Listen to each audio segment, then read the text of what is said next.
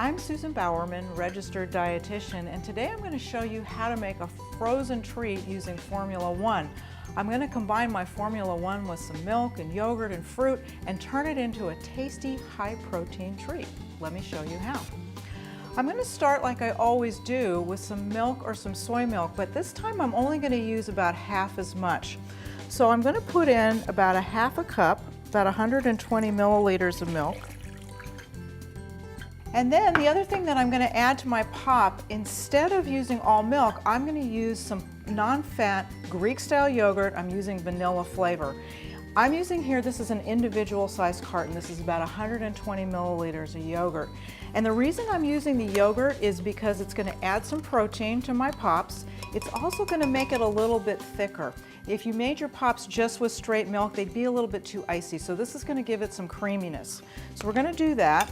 Then I'm going to add 2 scoops of Formula 1. I'm using Herbalife Formula 1 berry flavor. You can use any flavor you want, but since I'm adding berries, I thought it'd be a good mix. And then the last thing I'm going to add is just about a half a cup of frozen mixed berries. Now I'm going to blend it up.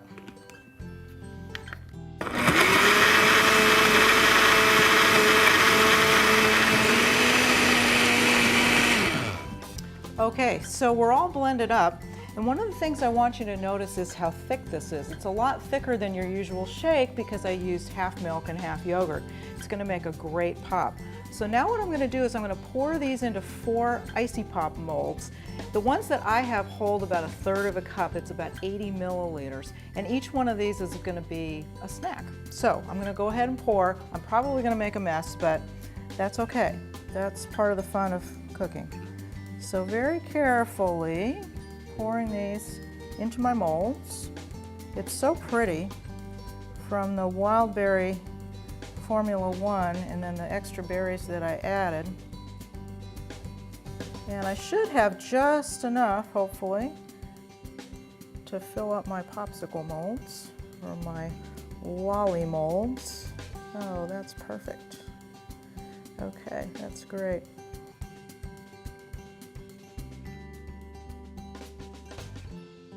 Then I'm going to put the tops on, and I'm going to pop these into the freezer. They probably need to stay there about 2 hours. If you don't leave them in long enough, then when you go to take it out of the mold, you're just going to end up with the handle and no popsicle. So off they go.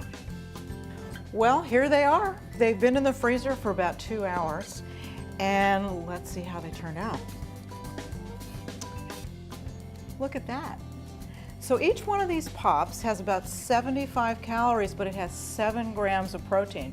So it's not easy to get a tasty treat that's going to give you that much protein for so few calories. So you might want to try making these at home. You can keep them in the freezer for probably a couple of days. Let's take a taste. It's delicious.